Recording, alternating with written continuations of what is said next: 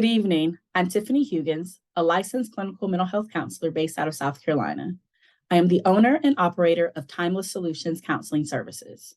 Welcome to tonight's webinar on post-traumatic stress disorder. PTSD is recognized in the month of June, and during this month, healthcare providers, along with the National Center for PTSD, raise awareness about PTSD. And so tonight we are going to go over what is PTSD, treatment options, and then lastly, helpful resources. I hope that you're able to gather useful information for yourself and those in your community. So here's a basic outline of what we're going to cover this evening.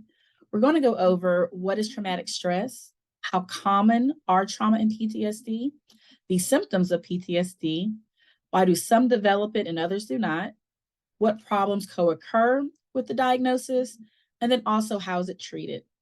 Lastly, we will go over information regarding resources for trauma survivors. PTSD is an interesting psychological phenomenon because it has a known etiology, a traumatic event. So let's take a moment and define what a trauma is.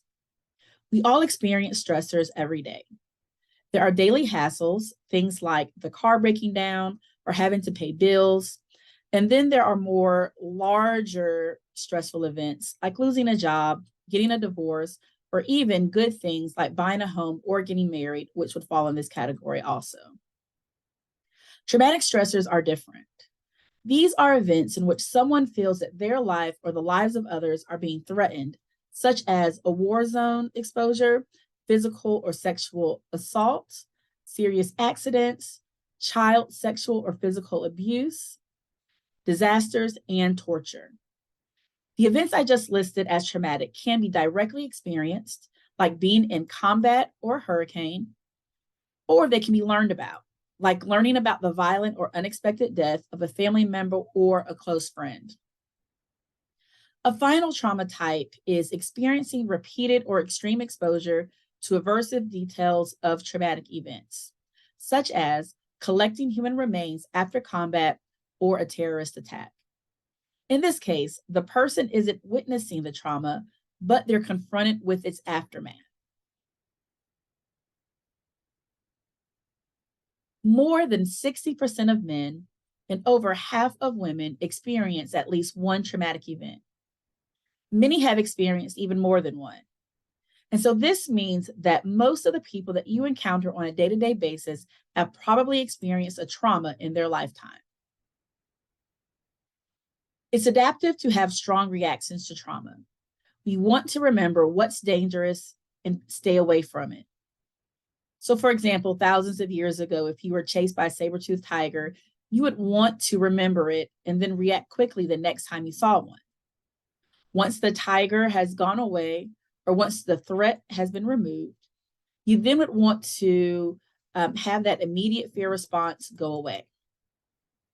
The typical reaction to a traumatic event is an initial increase in symptoms, and then those symptoms resolve over a few weeks. But for people who are dealing with PTSD, they don't. Instead, the person with PTSD expects or anticipates danger in situations that are actually safe.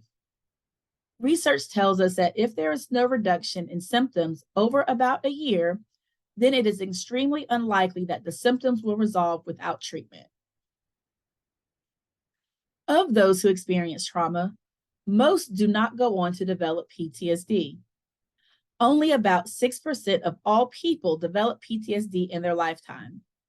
About 8 of every 100 women, or 8%, develop PTSD, compared with 4 of every 100 men, or 4%. And about 3.5% have PTSD at any one time. Rates are about twice as high for women as they are for men. About 20% of post 9/11 veterans have PTSD. Depression and anxiety are also common. More than 25% of post 9/11 veterans have one of these mental health issues. And so I mentioned earlier that a diagnosis of PTSD requires a specific type of trauma exposure. The Diagnostic and Statistical Manual of Mental Disorders, the 5th edition, or the DSM-5, refers to this as Criterion A. And the trauma types are directly experiencing a traumatic event, such as being in combat or a hurricane, witnessing an event that happened to someone else, such as seeing a serious car accident, learning about a traumatic event that happened to friends or family, such as learning about the homicide or suicide of a family member. However, having a family member die of natural causes does not qualify. Lastly, experiencing repeated or extreme exposure to aversive details of traumatic events, such as collecting human remains after combat or terrorist attacks. In the DSM-5, it is very explicit that choosing to view media images on TV, such as watching the coverage of, for example, a 9/11 attack on television, is not a traumatic event. In addition to trauma exposure, a diagnosis of PTSD requires a combination of symptoms from 4 specific symptom clusters: intrusion, avoidance, negative alterations in cognitions, or mood and alterations in arousal and reactivity. Those symptoms must be present for at least a month, and they have to cause significant distress or impairment. People with PTSD re-experience the trauma. A diagnosis of PTSD requires at least one intrusion symptom. These include intrusive thoughts about the trauma, nightmares or flashbacks of the event where it feels like it's happening again, or becoming emotionally or physically upset by reminders of the trauma.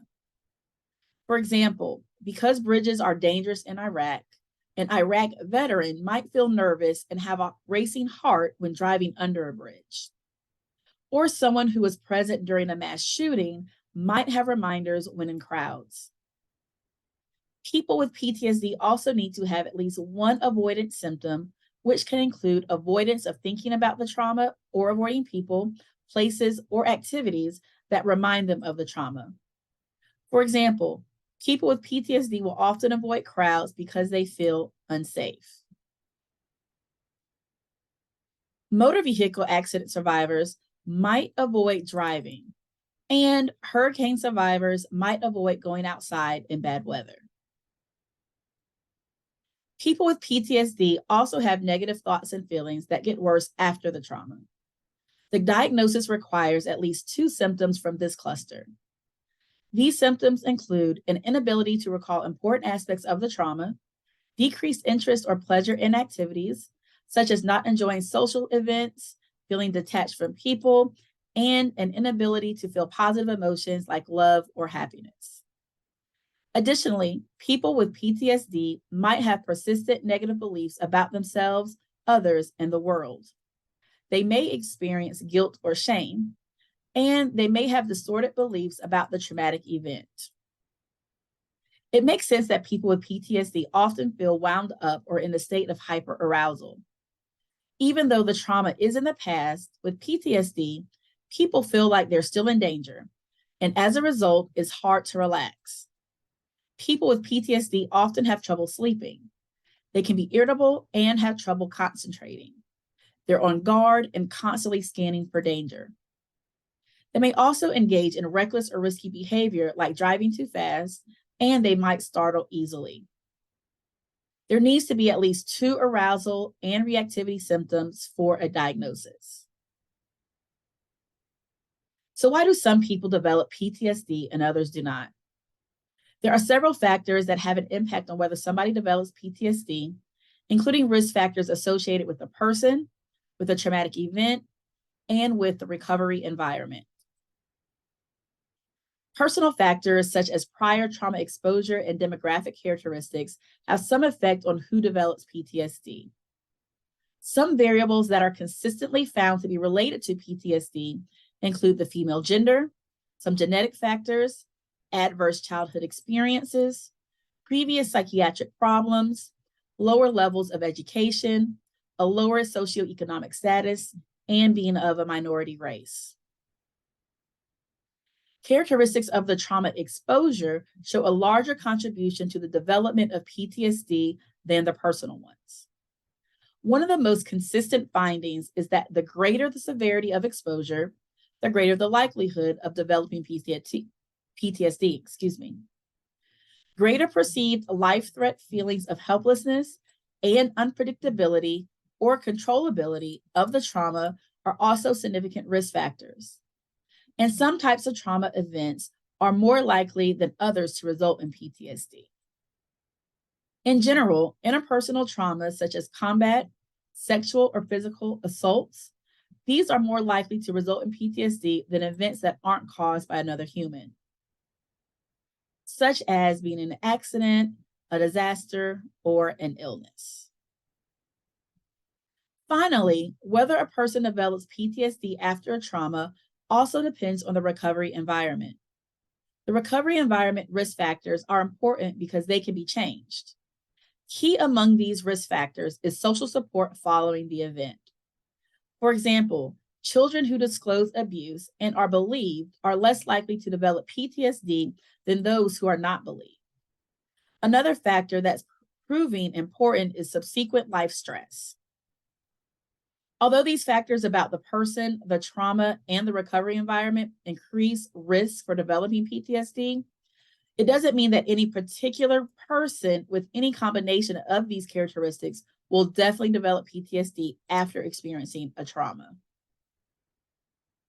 If you have PTSD, it's highly likely that you also have another mental health disorder. About 80% of people with PTSD have another disorder, and many have more than one disorder. Among the most common co-occurring disorders are depression, anxiety, and substance use disorders. People with PTSD are more likely to have greater functional impairment and a reduced quality of life. Concentration problems, irritability, and avoidance can cause trouble at work and can result in higher unemployment rates. The numbing and avoidance symptoms make it hard for people with PTSD to maintain close relationships, and some may engage in interpersonal violence. Research also shows that being in a state of chronic stress and arousal results in a wide range of medical problems. And finally, PTSD is a risk factor for suicide. Turning to treatment, the good news is that PTSD is treatable and there is a wide range of treatment options. This slide shows outcomes for trauma-focused psychotherapy, medication, and then no treatment. You can see here that people receiving trauma-focused psychotherapy and certain medications have the best results. More than half of PTSD patients receiving trauma-focused psychotherapy and 40% of those prescribed medication will no longer have enough symptoms to meet the criteria for PTSD after 3 months. They may still have some PTSD symptoms, but in most cases, these symptoms will be manageable and will not occur very often. To arrive at these estimates, there was data used from 28 high-quality randomized controlled trials that included 1,500 patients who received a trauma-focused psychotherapy treatment, 7 high-quality randomized controlled trials that include 418 patients who received an SSRI, and then 9 high-quality randomized controlled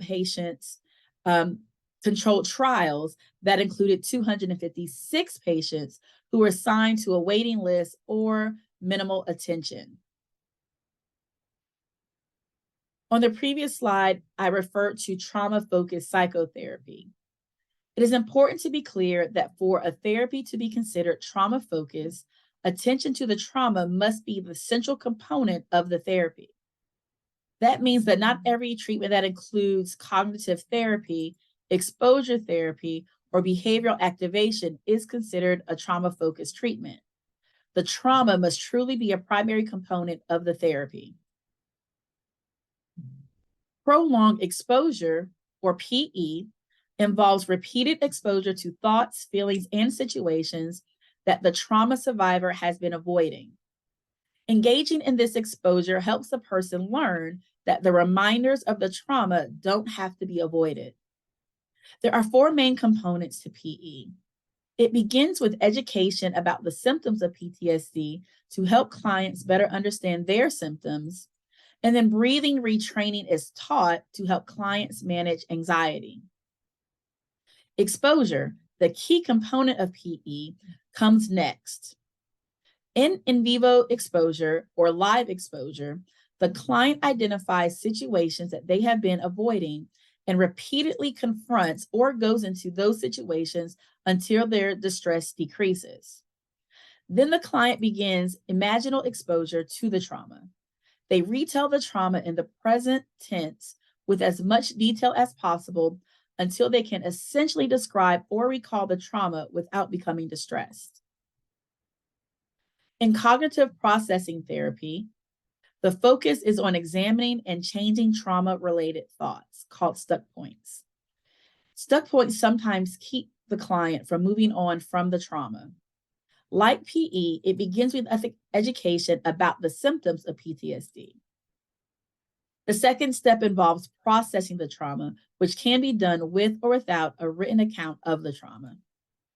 In this step, the client is asked to reflect on having made sense of what happened at the time of the trauma. In the third step of CPT, the client learns cognitive skills to challenge thoughts such as, "It was all my fault," or "the world is completely unsafe." In the fourth step, the client uses those skills to challenge and modify their cognitions with the goal of taking a new, more balanced perspective. There are 8 phases of EMDR. As with PE and CPT, EMDR begins with history taking and education. Phase 2 is focused on preparing the client for treatment and providing treatment rationale. In phase 3, the client identifies an image from the target trauma, and then the client identifies a negative trauma-related cognition and a positive cognition that they hope to replace it with. Phases 4 to 7 focuses on processing the memory to the adaptive resolution. The client visualizes the trauma memory and the negative cognition while the therapist leads them through bilateral stimulations such as eye movement. This is where desensitization and reprocessing occur. Body scanning is then used to determine if any unpleasant body sensations remain associated with the event. Once distress is reduced and the more adaptive cognition feels true to the patient, the therapist and the client decide whether to move on to another target memory or stay there. In phase 8, the treatment response is then evaluated. While PE, CPT, and EMDR are the trauma-focused psychotherapies with the strongest evidence, there are other trauma-focused psychotherapies that are also considered effective. Brief eclectic psychotherapy, or BEP, narrative exposure therapy, NET, and written narrative exposure are all singled out in the most recent VA/DoD clinical practice guidelines for PTSD. The guideline also notes that there are other specific cognitive behavioral therapies for PTSD. Trauma-focused cognitive behavioral therapy works, and it works in the long term. The gains that people make in therapy are maintained.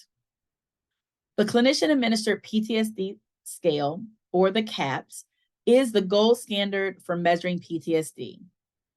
A CAPS in the 70s would be considered severe PTSD.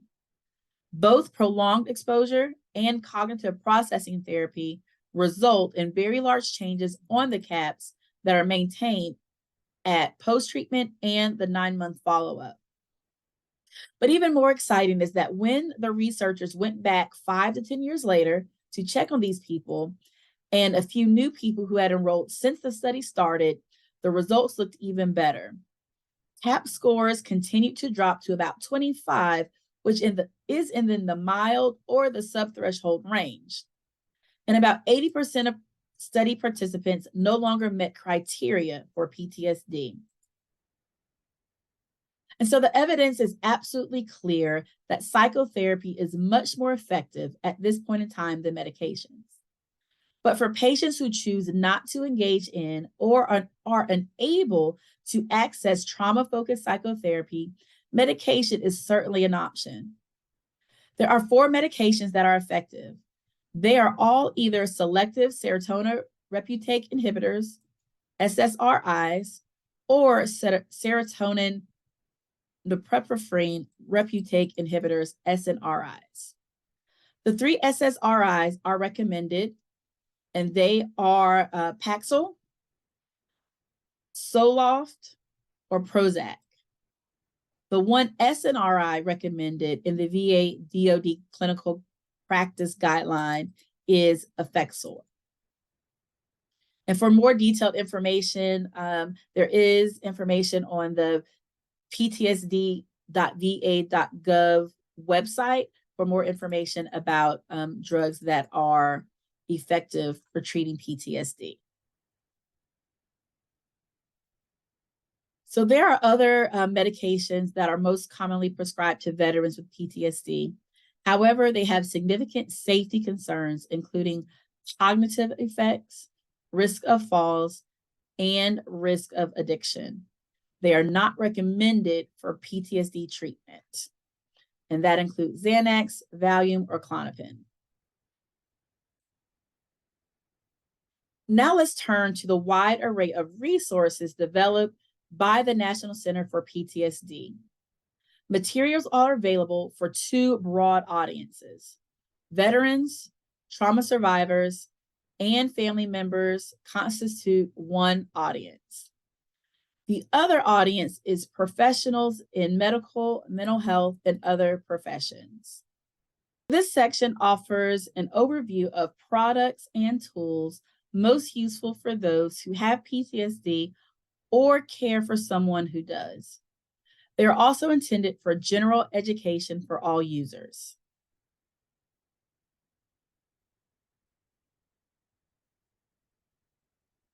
So first, there are brochures under the Understanding PTSD series. And I will have the links to all of these brochures provided for you all to look at. These booklets contain basic information on PTSD, its causes, nature, and treatment. The guide for family and friends includes self-cases, tips, and advice on how to support your loved one before and during treatment. And these booklets also are available in Spanish as well as English. The PTSD Treatment Decision Aid is an online tool designed to help people with PTSD learn about effective treatment options and to start thinking about which one might be right for them. The decision aid was developed by the National Center for PTSD, but it is not just for veterans. It is designed for anyone who has or thinks they may have PTSD and is considering treatment. People with PTSD can use the decision aid to learn about PTSD, compare treatment options, and act in partnership with their provider to select a treatment.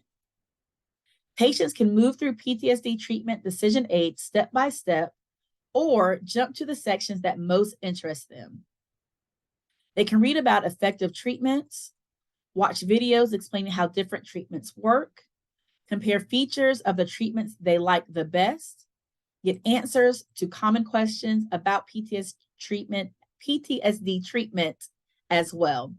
And I'll also provide a direct link to this resource also. About Face is an educational awareness campaign whose goal is to help veterans recognize PTSD, reduce barriers to care, and motivate them to seek treatment. About Face includes interviews with veterans, family members, and clinicians talking about the disorder and how PTSD treatment can turn your life around. About Face also has multimedia features on veterans' experiences with evidence-based treatment, offering viewers an in-depth view of the challenges and rewards of getting treatment. The National Center has developed an array of apps, some of which are specific to PTSD and others focus on co-occurring problems. These apps are available on the Google Play and iTunes Marketplace. While apps give patients the on-the-go access to information and tools to help in the moment, online self-help tools allow users to do more in-depth work on the problems they are facing. PTSD Coach Online, which was inspired by the popular PTSD Coach app, is a suite of 17 tools designed to help people cope with sleep problems, trauma reminders, anxiety, and other symptoms that can develop after trauma. Users can view and access the tools by each of those symptoms, or they can choose directly from a list of all the tools in PTSD Coach Online. Some tools are brief and can be used in the moment to deal with symptoms.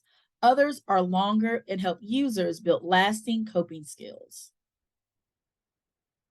Community reinforcement and family training, also known as CRAFT, is a web-based course for family members of veterans working to manage PTSD. This course teaches family members how to encourage their veteran to get treatment and support, and how to support them during care. CRAFT PTSD also offers tools for family members to improve their own quality of life. So thank you so much for joining me tonight. The recording will be posted on my YouTube page, Timeless Solutions Counseling Services, also at Timeless Counsel, along with the links for the resources that were mentioned. You can also sign up for my email list for more information about upcoming webinars and counseling groups.